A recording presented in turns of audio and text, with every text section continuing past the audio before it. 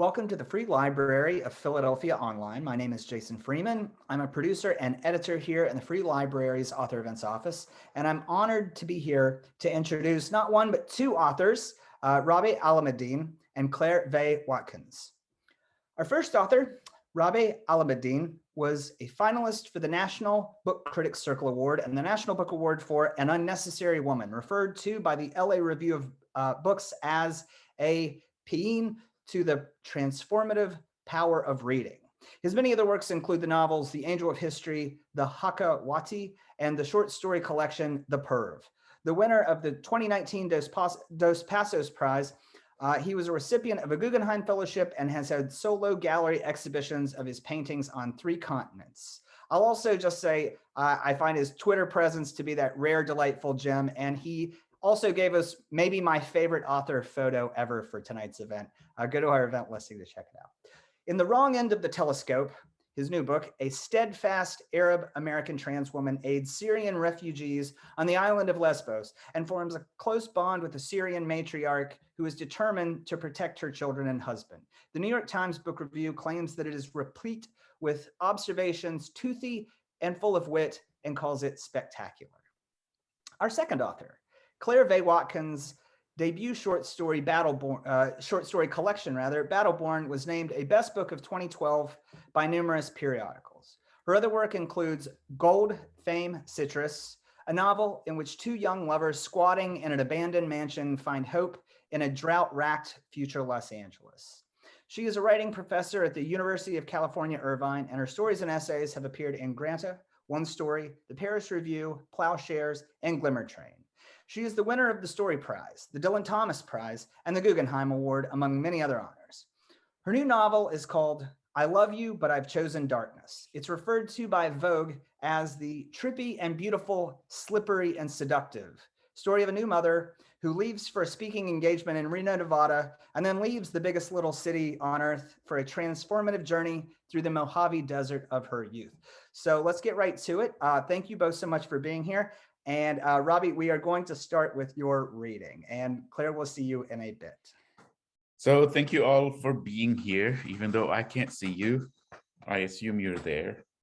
I'm going to read a short section from the book, but it's not the main narrator.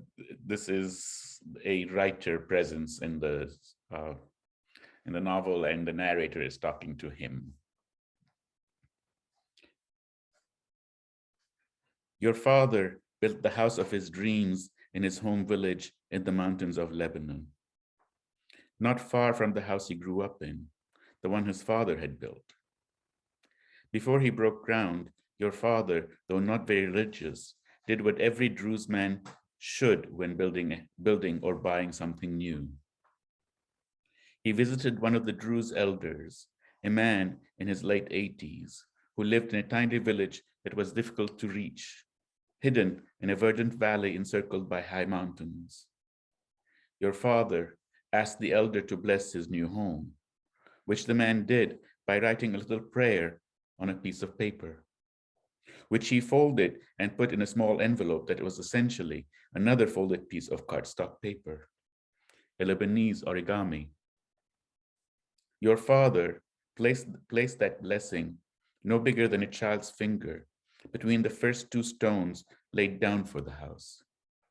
The house of dreams was finished in 1974. And what a house it was. Overlooking the city of Beirut, it was sleek and modern, distinct and sui generis, melding into the hills around it, but unlike any other building in the area. In the middle of the house was the pièce de résistance, a glassed-in room with an open-air top in which grew an old olive tree. But then your father covered the top with chicken wire and began to fill the room with birds, all kinds of birds. Canaries at first for the song, goldfinches to sing back, then local larks, finches, warblers, and bee-eaters. When he included the first weavers, your father had to fill the room with dried grass and dead plants so those yellow things with feathers could build their intricate nests. He brought in nightingales, but they didn't sing. From the Netherlands, he purchased important birds of paradise with ridiculously long tails. The aviary became his passion. Everybody loved it, even you, cynical you. But were you cynical then? You have often written that 1974, when you were 14, a year before the civil war started in Lebanon, was the single happiest year of your life. You found out that you could pass for normal for short bursts of time, after which you had a good hiding place, your bedroom with the never-ending bookshelf in that new house. Sorry, I'm laughing because somebody's at the door. You would be able to make it. Not a happy existence, but still survival. Existence in and of itself was an accomplishment. But violence descended, only it wasn't directed at you personally as you had expected. The Lebanese civil war erupted, and you were bundled up and sent out of the country for safekeeping, the young immigrant. The house remained, though. Throughout the early stages of the war, nothing touched it. Pressed and flattened between the two first stones, the tiny paper prayer worked its magic. Every time you visited during those first few years of the war, and you did that quite a bit, you noticed that the house stood proud, not a scratch. Every house in the village had a pointless array of bullet holes, but not your father's. A missile would fall in the orchard, a grenade would explode on the main road, but the birds in your father's house kept singing. A miracle, if ever there was one. Christian militias, Druze or Muslim ones, they couldn't harm your father's house. The Syrian army, Palestinian fighters, the house existed beyond the ravenous cruelty of the war and its mundanity.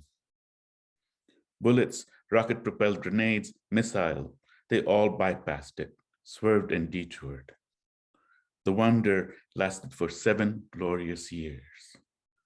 But then the Israelis invaded. Would the Israelis understand paper prayers?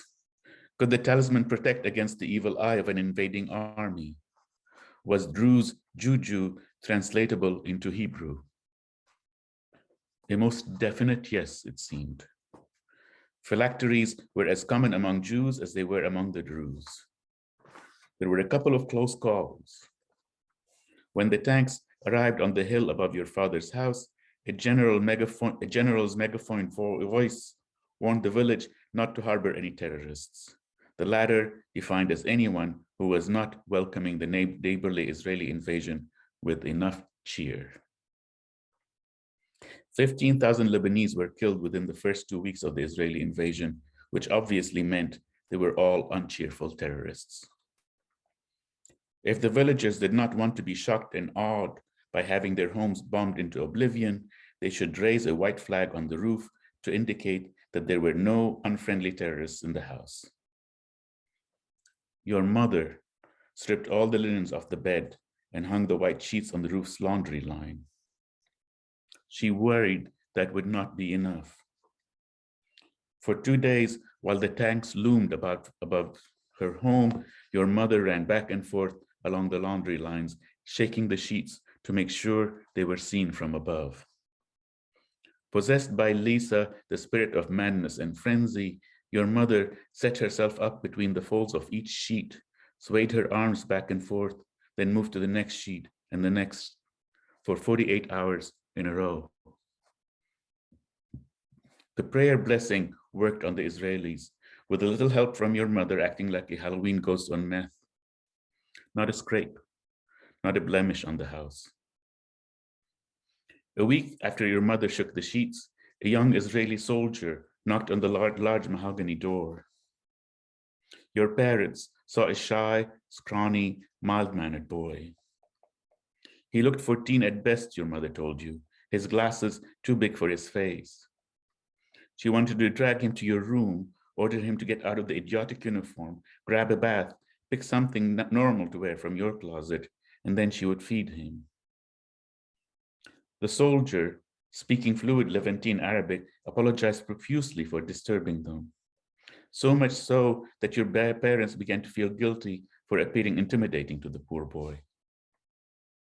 He had heard the birds, he told them, all the way down the street.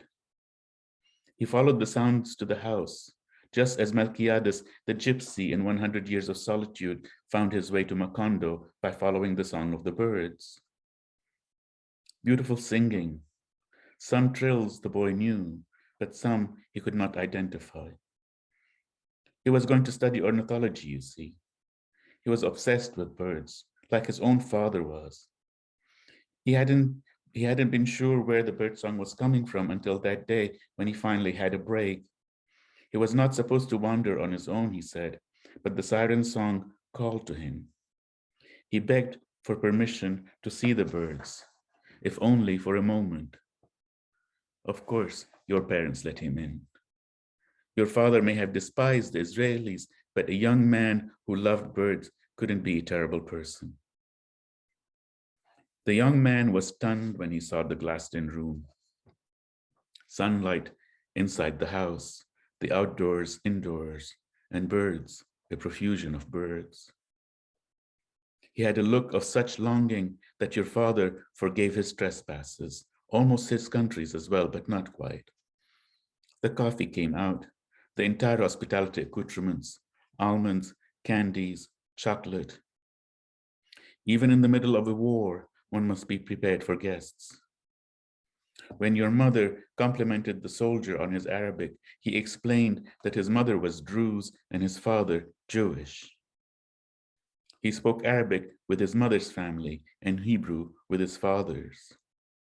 He had problems, he said, answering your mother's questions. He was Jewish, but not technically since his mother wasn't, and he wasn't Druze because his father wasn't. He felt homeless, he said, which of course elicited hostile homilies from your parents. Their home was his home. He would always be welcome, the usual stuff. He asked if he could visit again when the Israeli army withdrew. On the way back was how he phrased it.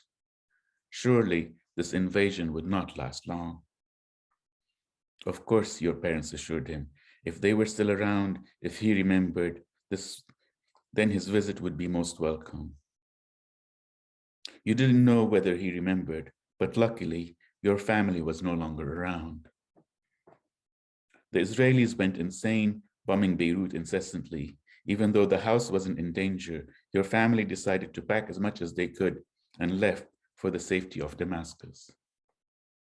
Your parents left as soon as the Americans got involved.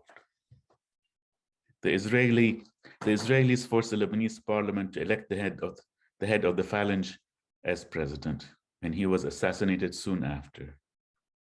The Israeli army surrounded the Sabra and Shatila refugee camps, and the phalangists massacred thousands of women and children as Ariel Sharon smoked his hookah and cheered from the sidelines. Oh, the hand-wringing at the UN. Israel decided it would occupy only the south of Lebanon. The civil war flared up again. The American Marines got involved in the war. Unfortunately for your family, Americans don't understand paper prayers. Druze juju would not translate to English. Blessings were not America's forte. One morning, for reasons no one could fathom, the Battleship New Jersey, cruising in the Mediterranean a tad off the Lebanese shore, fired its 16-inch shells into various villages in the mountains, killing who knows how many. One of those shells fell through the roof of your father's dream house, incinerating everything. The structure remained standing for the most part, roofless but standing. Nothing inside was unharmed. The birds were roasted alive. After its murderous foray into Lebanese politics, the New Jersey was retired, the last of its kind. The shell that destroyed your home might have been the last 16-incher to be fired. Don't you feel special? The Americans? A man drove a truck full of explosives into the US barracks just outside of Beirut, killing 241 young Marines. Reagan withdrew all his forces, washing his hands of irrational Lebanon, calling the Lebanese terrorists that kill innocent peacekeepers. Why couldn't they fight fairly, like decent people, using battleships, fighter jets, shock and awe? Your mother would phone you in your small apartment in San Francisco. Your father was devastated, she told you. He didn't know what to do anymore. The house was more than his pride and joy, she explained. The house was him. And he was the house. The battleship destroyed him. He had no idea who he was anymore. He tried to be stoic. He was a man's man after all. He'd tell her that they would build another house, maybe buy an apartment in Beirut or start anew and move to Paris. But she had caught him surreptitiously weeping on more than one occasion, whenever he thought no one was watching. She wished you were there to comfort him. But what could you do? What could you do? You were in graduate school. You had to get another degree in order to become a productive member of an evil society. You gobbled up hamburgers and quenched your thirst with Coke. You dove into gay sex clubs every night. You were assimilating, for crying out loud. You did not wish to remain an outsider in your adopted country. How could you explain to your father that you were not coming back, that you were choosing to become a citizen of the country that destroyed his dream with a single 16-inch shell? Which side were you on? You would try to become an American, become one with people who would rather see your family dead. Either you are with us or you are with the terrorists. Thank you. That's it for now. Thank you. Thank you, Rabih, for that. Your turn.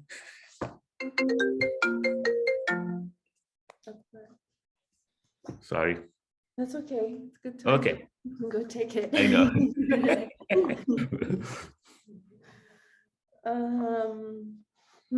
Hi, everyone.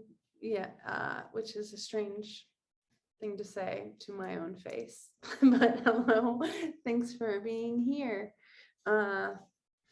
This is an early chapter, a little short little one from I Love You, But I've Chosen Darkness.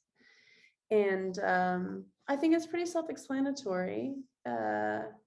It's in the form of a postpartum depression questionnaire that the narrator is filling out, perhaps too honestly.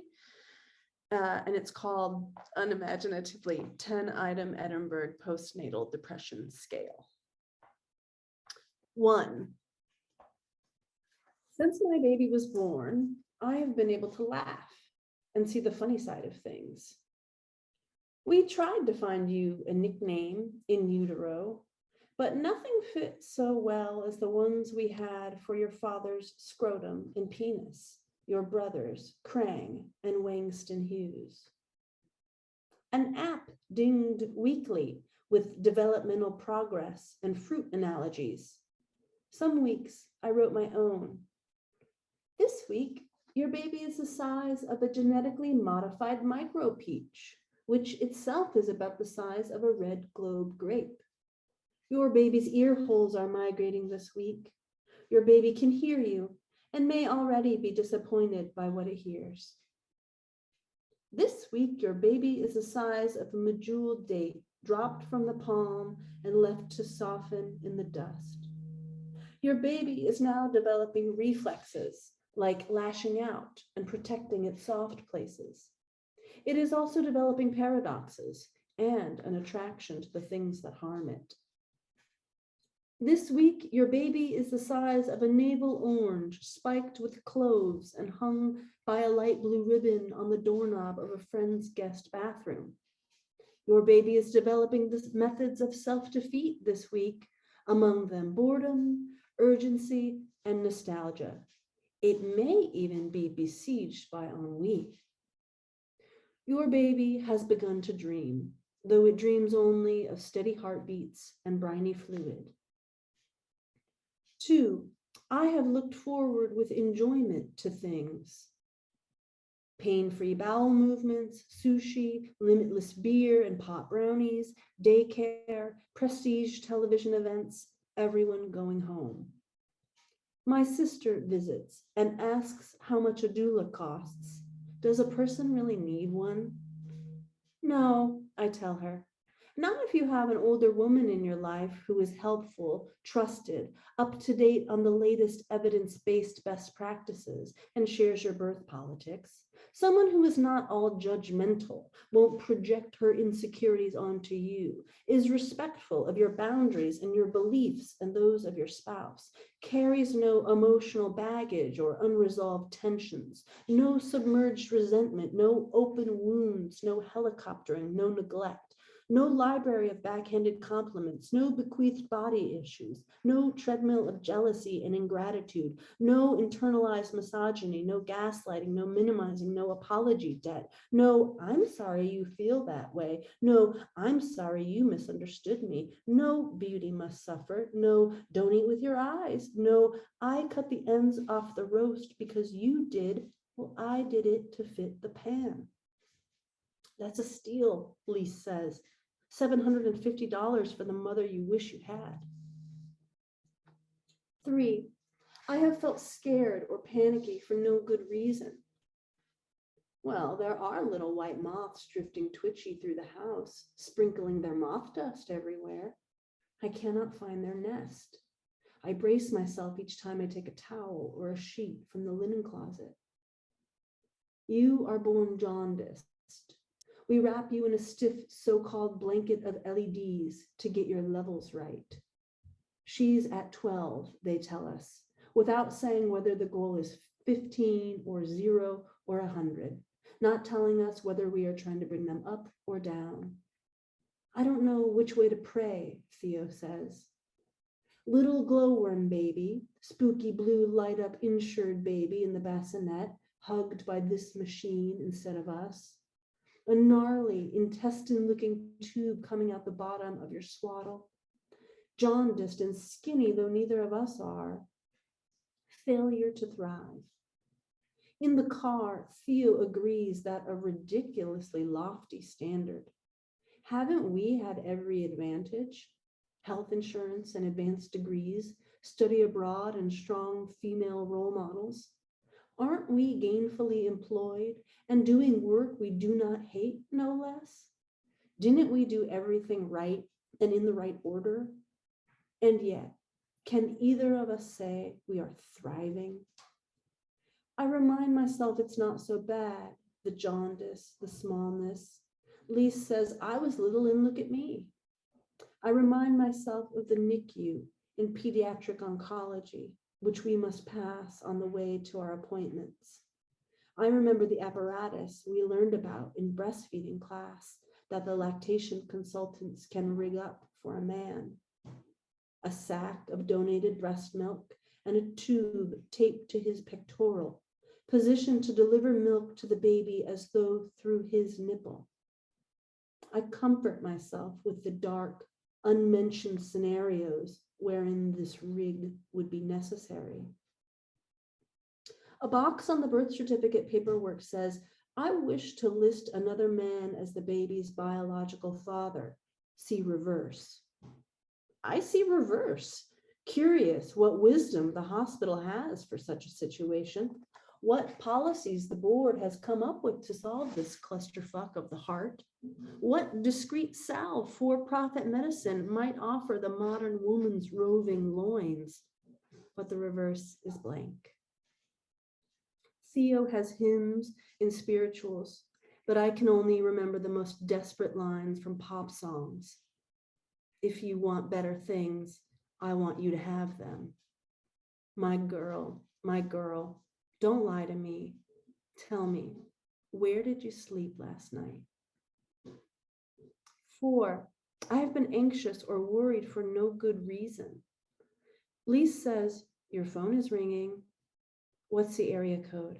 There are certain area codes I categorically avoid. What about home, she says, especially home. In my Percocet visions, our blankets are meringue thick and quicksand, suffocation heavy, and the baby somewhere in them. From the toilet, I shouted out. She's not in our bed, Theo says from the hallway. How do you know? Because she's in the bassinet. But how do you know she's in the bassinet?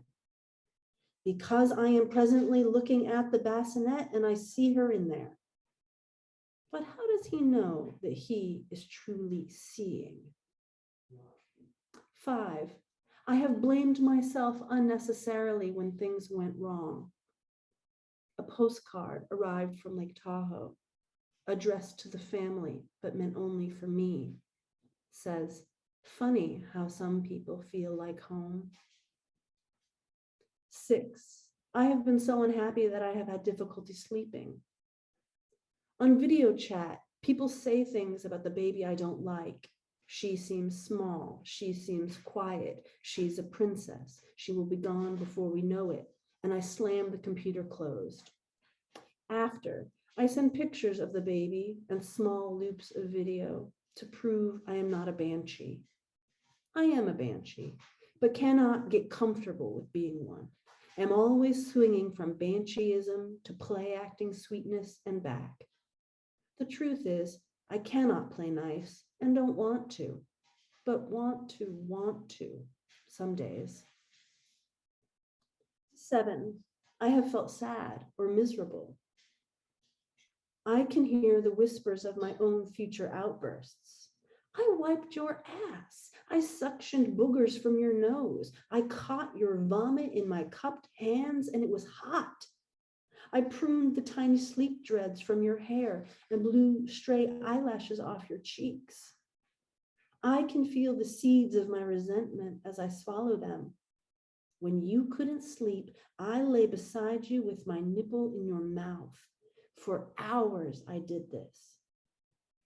I can feel lifelong narratives zipping together like DNA, creation myths ossifying. You would smile, but only if you thought no one was looking. Your hands were always cold, little icicles, but pink and wrinkly as an old man's, little bat claws, little possum hands. Your dad cut off the teensiest tip of your finger while trying to trim your nails, and after that, we let them grow. That's why you have socks on your hands in all your pictures, to keep you from scratching yourself. When we took the socks off, you had little woolly worms of lint in your palms from clenching and unclenching your fists all day. We have a machine that rocks you and another that vibrates you and an app that very poorly replicates sounds from the world you've not yet heard. Breakers and birds, rain on a tin roof. Robo baby, I worry you'll become, since you like the machine so much more than me. 8, I have been so unhappy that I have been crying. Ours is not even a bad baby. She's chill. She sleeps so much I have to lie to the other moms, pretend to be a different kind of tired than I am, commiserate lest they turn on me.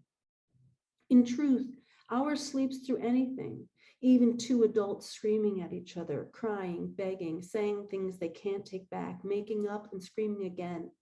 Our baby sleeps through all of it, waking only when we stagger into our own bed. Creation myth, his. He broke his collarbone falling off a fence. He was trying to get to the neighbor girl. Creation myth, hers. When they brought her baby sister home from the hospital, she tried to put the bundle in the trash. 9, I have thought of harming myself. But more, the profound pleasure of sitting in the backyard on the last warm day of fall, you and your dad on a bedsheet on the grass, me in a lawn chair because I cannot yet bend in the ways that would get me to and from the grass. In my lap is a beer and a bowl of strawberries. 10, things have been too much for me. On Christmas Eve, The Ann Arbor Whole Foods is a teeming jingle bell hellscape. I take deep belly breaths. I decide to play nice for once, an exercise or my Christmas gift to the universe. I strap the baby to me and do not pretend not to notice when strangers gape at her. I stop and let them say, "Oh, how cute," and even, "Oh, how precious." And when they ask if the baby is a boy or a girl, I do not say, "Does it really matter?" Nor, "A little bit of both," nor, "I'm not sure. How do I check?" And when they ask how old, I do not say 2,880 hours, nor "a lady never tells." I round up and say 3 months today. I wag the baby's hand and make the baby say hi and bye-bye. I spend too much money on stinky cheeses and chocolate coins, stovetop popcorn, armfuls of fresh cut flowers, muffin tins I will never use, and pomegranates that remind me of home. I do not use self-checkout, the misanthrope's favorite invention. And when the nosy checker asks me to sign my name on the electronic pad, I do not write 666 or draw a big cock and balls. And instead I sign, in elegant cursive, the baby's name. And outside, I do not look away when more lonely people ask me with their eyes to stop so that they might see the baby and touch the baby. And instead, I do stop. I really stop in the fresh snow padding the parking lot. Let them hold the baby's hand and tell them how I will, and tell me how I will feel in 5 years or 10 years or 20 years or this time next year. Let them tell me where I will be and what will be happening and how I will cherish every minute. Thank you both so much for those readings. They were fantastic. So I am going to jump into our Q&A and just hop into the first question here from Judy Hansen. Rabih, what is the Arabic name of the bee-eater bird? I don't know that I've heard a more specific question ever, but I was gonna say different dialects of Arabic have different words. I think the Lebanese is wirwar, so W-I-R-W-A-R, wirwar. But technically it would be sort of the exact word, which is akil al-nahl, the bee eater. But in Lebanese, I think it's wirwar. okay, thank you. So this is How do they say it in North Carolina, Clay? I have to do some more field work.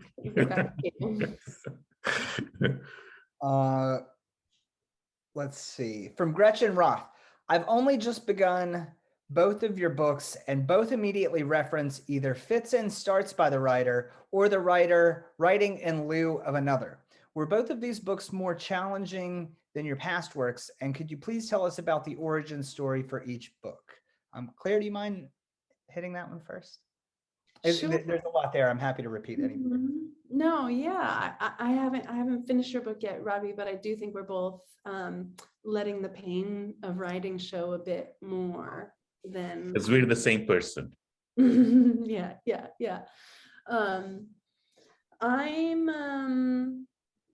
I think this was, how did the process compare to, I think it does have a more like meta level where it's interested in the process of its own composition, but only in so much as like that I'm kind of convinced that that's how we all live and how we all make meaning, and books kind of just make that usually invisible internal alone process external and deliverable to others. So yeah, I think I definitely had to embrace the suck and the struggle and put some of that in there and kind of tell the reader, like, we're gonna circle, like this is gonna be a circular shaped story, and it's a story about the stories that you tell yourself for your whole life and how you might deepen or widen that line of inquiry, I guess, so that maybe I could dissuade them from expecting a kind of Aristotelian, erection shaped story. What about you? I never thought of it as an erection shaped story, but now that you mention it, I can't get it out of my head. Yeah. It's funny, we have similar tendencies in this book and probably in earlier books. Let's start with was this book more difficult than the previous works? Personally, I think every book that I have written has gotten progressively more difficult. I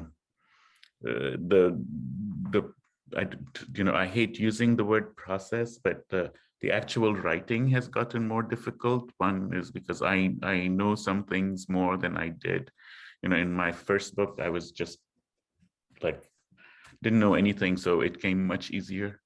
And that's one way of putting it. The other was that the book is primarily about, this book is primarily about refugees.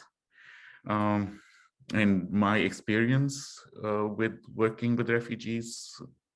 So a lot of it is about what happened to me, even though, I'm not supposed to be in the book per se, but I am. And it was difficult to write. Again, the difficulty, every book has its own problems.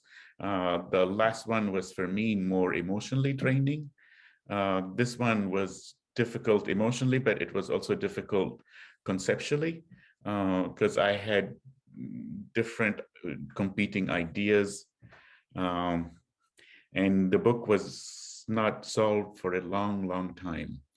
By that, I mean that I write, and then something clicks. For this book, it took a long time for that something to click. And I only begin to understand the book when this thing happens, whatever it is. And I'm not trying to be, ephemeral or woo-woo, but something happens where everything then begins to fall into place. And this one, I had written a lot before anything fell into place. And primarily it had to do with the distance that I was in. I was writing about somewhat traumatic experiences with the refugees, but my experiences, and then how I felt torn between, am I a Westerner, or am I, a Middle Easterner? Am I more of a volunteer or a refugee myself? So all this was going on in my head, and everything I was writing was just pure shit, which happens, but then this other story that I was writing had the main character Mina, and then I don't know, some things happened where I moved this character into here and everything clicked. So, it's like one can always say, before everything clicks, it was really, really, really, really hard. After everything clicks, it was just like 3 really hards. Yeah. Claire, could you talk a little bit more about the origins for you? I mean, did this come from a specific place for or from you, or something you saw, read, or just out of the ether? All of the above, really. There was a lot of early writing that was very much based on memory and just trying to remember, because I had a baby and I felt just demolished by that experience, and I was like an alien in my own mind, and I didn't even know if I was a writer anymore or anything. So I just gave myself these assignments, like, here's a list of every street I've ever lived on, and what can I write down everything I remember about that street. And then I had kind of like an archival impulse, so I started reading like my dad's memoir and then some letters that my mom wrote and a bunch of other less visible, less obvious research into the land that I come from and this particular river that goes, where I lived, which is the reason I lived there, because it's a desert and that's where the water is. But that very obvious fact had been kind of obscured to me throughout my life. And so I wanted to know more about this river and what had happened to it and to the land and the people who had been there. And so I was so stuck. I had to try like every single possible method and not worry. Is this a book? Is it fiction? Is it nonfiction? What's the shape? Who's the narrator? Blah, blah, blah. It was like, I can't even, I felt like I was not like vital enough to ask those questions. I was like, whatever's coming, I'm not going to question it, not going to judge it, not going to invite an audience in prematurely. And that's why it took 6 years to write, because I just let it come out in a very messy way. I mean, I've only written 2 novels. The other one I wrote, I started at the beginning and I ended at the end. And I highly recommend that if you can bring it. I'd like to hop back to that book in a moment, but this question actually, and your answer rather, dovetails into something that someone asked, and that is, and I think these types of questions are inevitable during this era, but I also think they're important. Where were you with these projects in March 2020, and how did the events of the rest of the year change that work? I guess Rabih first. I'll just give you. I was done. I was totally done. It took a long time for publication because of the timing, and they wanted to wait till after the election, and it took a long time, which is fine by me. But no, I was done since the pandemic threw me for a loop. It threw a lot of people for a loop. I mean, I know lots of people who didn't write anything. I know people who wrote 2 books, and I hate them. I think I wrote 1 short story, maybe 1 essay. That's about it. I was pretty close to being done, but I think what might have taken me like a month back on the other side of the portal took me 6 months or so probably to do, which was just reading through, really, I call it like the mercenary read, where it's like everything has to be as good as I can possibly make it with the talents I have today, and it was just very, very hard to focus and to even feel safe enough to use that part of my brain. So I don't know. I don't really think the book has, it's not the product of a psyche that has integrated what we've all been going through for the last 2 years.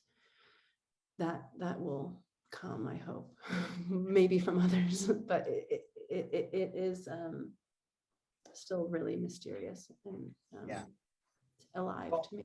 Not good for either of you, but I think it's of great comfort for the people writing at home watching this, that I think everybody said this idea that, well, you're working from home or you're this or that, you have time to be productive, but all right, well, it's good to hear that it doesn't work like that for everybody.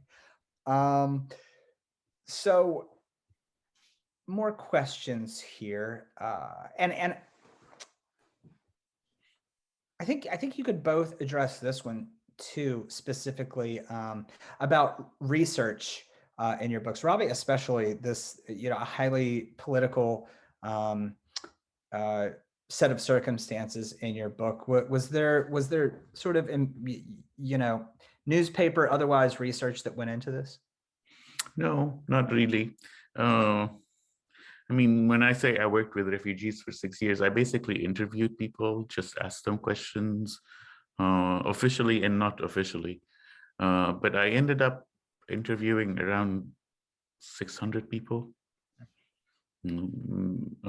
in all stages. I went back and interviewed people again, and it wasn't, like I said, it wasn't official. I wasn't taking notes, or I was just gathering stories. So that's the kind of research I did. I usually do.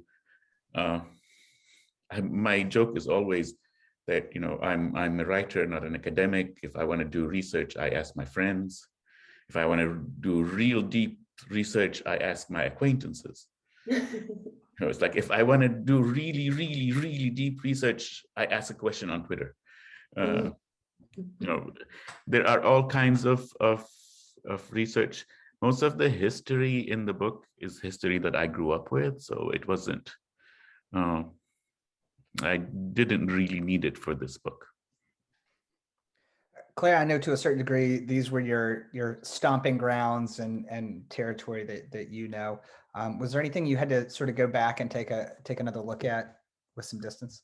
Yeah, it's so funny. Even though it's similarly based on my own experience, I found the need to do a lot of research with a capital R, sanctioned by an institution in a way, like just like an archival impulse to maybe corroborate my memories or to get the names of things right. I mean, my parents ran this little museum, and I went there, and the new curator like gave me some documents, in kind of like a kismet way. Like it wasn't like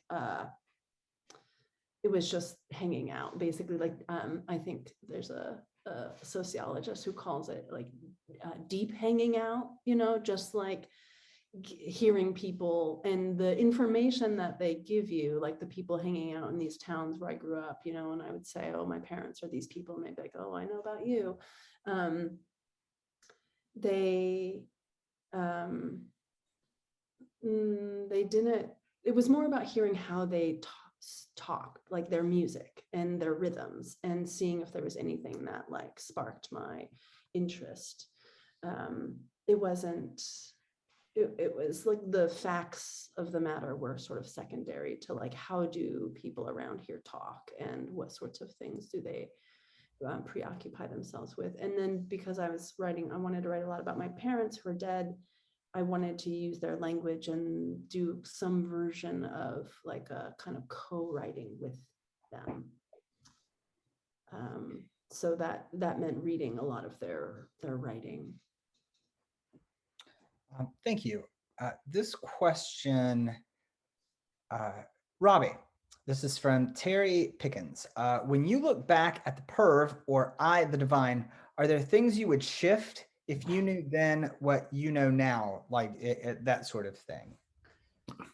But with somebody like me, yes, of course.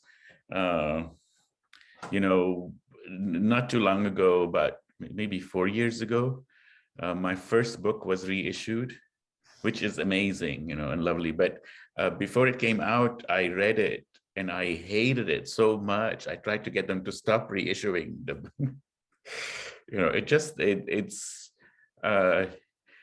The good news is not only I have a dominatrix for an agent who like slaps me around whenever I get into one of these, but it's difficult to look at earlier books because I'm not the same person, and with those early books, there was so much that I was learning and teaching myself.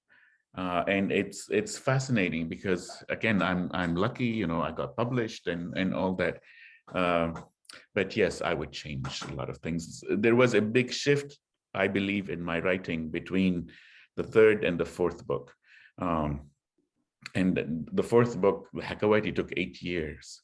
If I read it now, I can still see myself in that book. If I read the earlier books, I don't recognize myself. I mean, I recognize who I was, but it's no longer me. And that's a big shift. But again, that was 23 years ago. I'm an old man now. Whereas Hakawati was, 12 years ago, not that long ago.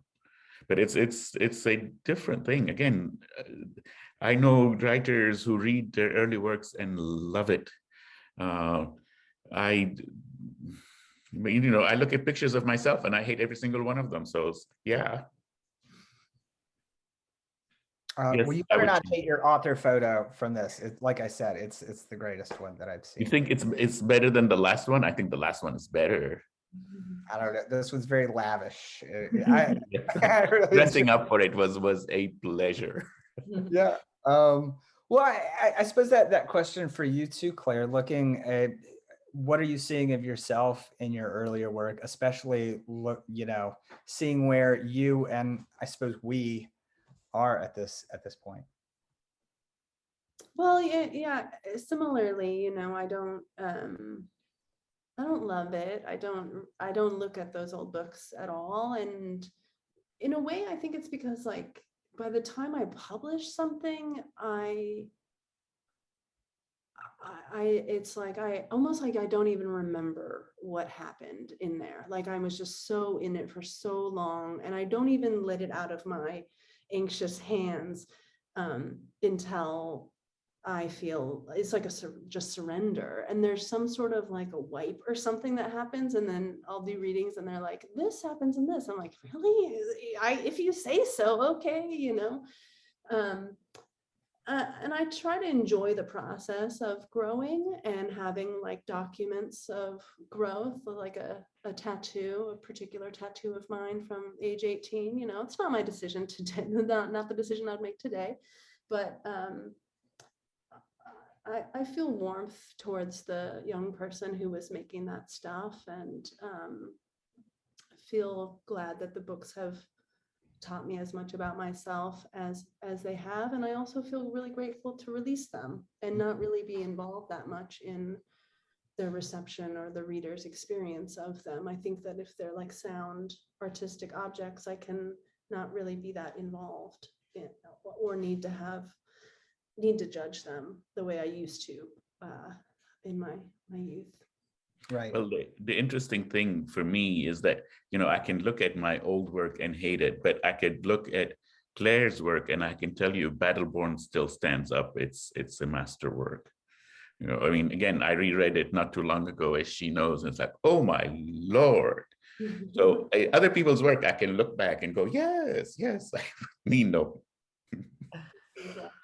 Well, but on this, and I think anytime there's a pairing of writers, we have a propensity to say, well, what do these authors' works have in common? But I was sort of looking back at some of your work, and there's a prescience. I look at Gold Fame Citrus, and just in the last year, not that it wasn't happening then, but just fires and droughts, and there's such a prescience to that work. Do you see, and we were talking about Rabih's work, we were talking in the green room before our precarious democracy and these the never-ending wars and this thing. Do you ever see things happening, not that any of us are psychic, but do you see these things happening and see direct corollaries in the things that you were writing about then? Well, with Goldfame Citrus, what I noticed is that it's actually fairly optimistic. Like I think that book was published in 2015. I was writing it in like 2010, thinking about what will the end of the American West as we know it look like, and what would that retreat look like for ordinary people who are trying to have a life and be in love and have a little baby and the things you do when you have a future. And, now that I live in California and have been there for a fire season that doesn't end, and a number of other, it's not like I ever expected that I would predict this, but I do think it's actually kind of a rosier picture than would ever be possible, because I never wrote about wind. Like I'm like living in the Mojave Desert now, and one of the new troubling new weathers that we have is a super wind. it's like faster, harder wind than anyone has ever felt before. And it like rips people's roofs off, like buildings that have been there for a long time. And it you know, it just like, it isn't possible. And that's not the point of gold tame citrus, is to like predict it. But I kind of feel glad that I couldn't wholly envision the thing that I sort of set out to do in that book, you know, the hardening of the borders, like the inhumanity that we're treating unhoused people with, like all of that stuff is so much harder to live through than it was to imagine when I was writing Gold Fame Citrus. I didn't even really look as much as I tried to. There's like the new depths of like depravity and cruelty that I didn't anticipate at all. I think because I was still probably pretty high on that American exceptionalism. Also because you're a good person. Yeah. Seriously, none of us, I could never imagine. I mean, I had worse things, you know, like this could happen, but I never imagined that we would sink so low so quickly. It's it disabused a lot of us about, you know, what it means to be human. We have time for a couple more, and this is a good turn, actually. Humor in your work. M. Ardesto, and Rabih, if you could go first. It says, would you both talk about writing humor into your, you know, these are tough topics sometimes. Is it just who you both are? Says the question asker. Yes. I mean, it's not just who I am. There are many reasons why I use it. But as a rule, it's my way of being liked, and it's a defense mechanism. You know, it's like the first thing I do is like make a joke. It stops everything cold. But in writing specifically, if there's anything that I hate, it's ponderous literature. You know, it's like heavy, you know, like that this book is serious and it means something. I get bored. But also, I think that for a lot of us, we tend to read books as escapist, even if it's a difficult subject. You know, you could read about the Holocaust and still be an escape. Because we're programmed to we already know how to feel about that. So it's not anything new per se. But I'm interested as a writer, and most writers are interested in the same thing. It's just that we get to it differently, is that I would like a reader to experience something, for lack of a better word, something authentic, something new, to get a connection that was different than before. And for that, you have to sort of go around some things. So if I write a book about refugees and I tell it straight out, a lot of people will feel something, you know, but it's something they felt before, and they'll just, you know, like, oh, this is sad. Let me go on Twitter and say something sad, and then pass the Chardonnay. But what humor does is it lowers defenses at some point so that you could get through. It makes something that would be really difficult, it can make it palatable. I think it was Isaac Denison who said that all sorrows can be born if we tell a story about them, and my stories tend to be funny. Yeah, similar for me. You know, I think it is a way, I mean, it's just an instinct, first of all. Like, it's just that I come from funny people, and the way that we are, we've talked about this before, being from an oral culture, you know, like I grew up in the common areas of AA clubs in Southern Nevada. And it's that is a place where you tell your story so you can save your life. And they are really funny stories. And that was the kind of storytelling that was valued when I was a kid, not just funny, not like doing like jazz hands, but like the combination of funny and real. And that is like, you use it to kind of deepen. The humor can like allow you to go to deeper, more real, more private, harder places than if you didn't have that modulating tension. And that is just what the human experience is like, that we're trying to capture. So yeah, and probably humor was something I was first interested in writing ever. Like I used to carry around this little notebook of funny things that my friends said because it delighted me, and I wanted to have an archive of them.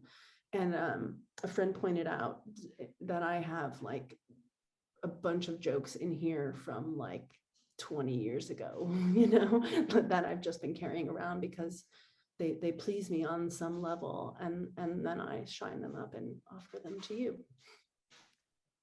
So I think this, I have one more question, and it's posed to both of you, and it's kind of meshing together something several people have asked, most specifically Tammy, talking about the topic of inspiration. We're a few days from Thanksgiving, and this is our last event here before the holidays. And before the onslaught of family and stuff, maybe this is just good in general these days, but at all times now, specifically talking about inspiration, are you drawing that from other writers, poets, filmmakers, things totally external to art, maybe nature, family, where are you all? Again, we kind of talk about it's tough to write during this stuff or be productive in a lot of ways. Where are you all finding that sort of inspiration these days? Well, oh, Go ahead. Okay. Well, I really interested in the idea of inspiration. My beloved is like a scholar of 400-year-old poetry, and he told me recently, he reminded me that inspiration means to inspire. And apparently this is how Renaissance thinkers thought of inspiration. It was like breath.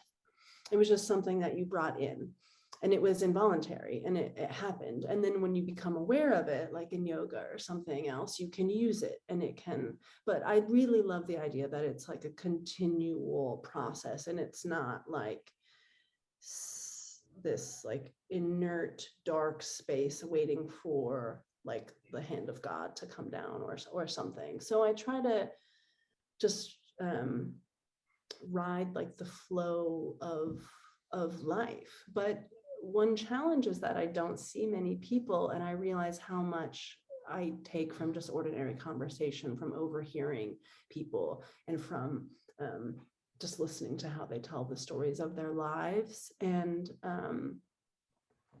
so mostly I spend a lot of time like out in the mountains, like thinking about past conversations and past voices that have been in my head, and trusting that there's that like eternal ebb and flow that isn't so much about like the light bulb going off, but this like a constant thing that I can tune my awareness to. And it also just makes life a lot more bearable if you walk around thinking like this is all pretty much poetry,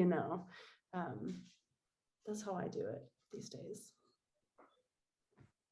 For me, inspiration for my books has always been, other books. And these days, poetry in general, I've been reading a lot of Zbigniew Herbert again, and my God. I also belong to this poetry group where a group of us writers and poets get together once on Saturday for an hour, and we talk about one poem for like 6 sessions. And we're doing Frank O'Hara right now, and it's just stunning.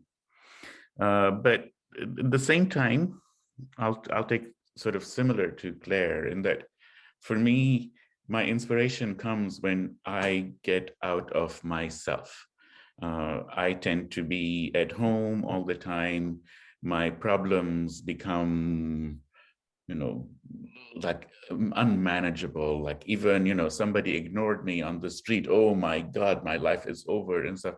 So usually my inspiration is when I don't allow myself to do that. And usually it's like I interviewed refugees for 6 years. Most of the time, you think it's for them, but no, it's for me. is that I get out of myself when I am listening to somebody who's telling their story. You know, I been to San Quentin a number of times, and you know, it gets me out of my head, because for me, the one thing that keeps me oppressed in many ways is my head. You know, it's like when being by myself. So just doing something that is not, you know, not being with me is inspirational. I feel you. I feel you. Well, thank you both so much. This was a wonderful conversation. I know everybody at home loved it. I just began to tackle the book, so I'm very excited, as I'm sure, again, everyone else is. So from Philadelphia to Greensboro, North Carolina, and Charlottesville, Virginia, thank you both so much for being here. And here's wishing you and everybody else a happy Thanksgiving. Good night to both of you. And thank you Happy again. Turkey Day. Happy Turkey. All Thank right. you. Good night, everybody. Bye.